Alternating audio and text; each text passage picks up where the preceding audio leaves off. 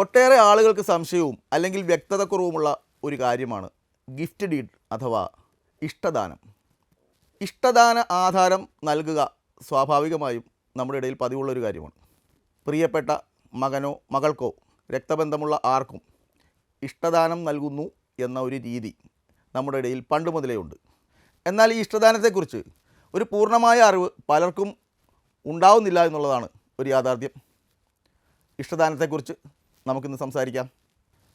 ഒരാൾ തൻ്റെ അടുത്ത ബന്ധുവിന് പ്രതിഫലം പറ്റാതെ സ്നേഹവാത്സല്യങ്ങൾ പ്രതിഫലമായി പറ്റിക്കൊണ്ട് എന്ന രീതിയിൽ രജിസ്റ്റർ ചെയ്ത് നൽകുന്ന ആധാരമാണ് ഇഷ്ടദാന ആധാരം അഥവാ ഗിഫ്റ്റ് ഡീഡ്.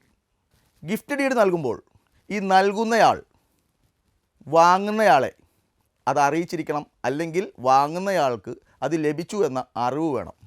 അങ്ങനെ ഒരു അറിവ് ലഭിക്കാതെ ഈ വാങ്ങുന്ന ആൾ അല്ലെങ്കിൽ ദാനം ലഭിക്കുന്നയാൾ മരണപ്പെട്ടു പോയാൽ ആ ഇഷ്ടദാനം പ്രാബല്യത്തിൽ വരില്ല എന്നുള്ളതാണ് നിയമം. പലപ്പോഴും ചില വീടുകളിൽ ചില കേസുകളിൽ അങ്ങനെ കണ്ടിട്ടുണ്ട്. അച്ഛനമ്മമാർ ഏതെങ്കിലും മകനോടുള്ള കൂടുതൽ വാത്സല്യം നിമിത്തം മറ്റു മക്കൾ അറിയണമെന്ന് നിർബന്ധമില്ലെങ്കിലും ആരും തന്നെ അറിയാതെ രഹസ്യമായി ഇഷ്ടദാനം എഴുതി രജിസ്റ്റർ ചെയ്ത് വയ്ക്കും. വർഷങ്ങൾക്ക് ശേഷം ഏതെങ്കിലും പെട്ടിയൊക്കെ തപ്പി നോക്കുമ്പോഴായിരിക്കും ഈ ഇഷ്ടദാന ആധാരം കാണുന്നത്. ഉടനെ അതുമായി നേരെ കോടതിയിലേക്ക് പോവുകയാണ്.